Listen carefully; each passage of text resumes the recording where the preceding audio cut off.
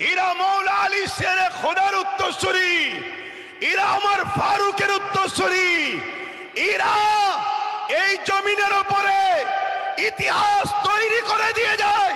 কখনো এরা কারো কাছে মাথা নত করতে সেখানে সংখ্যা কম হতে পারে, অস্ত্র নাও থাকতে পারে, রাজপাওয়ার নাও থাকতে পারে।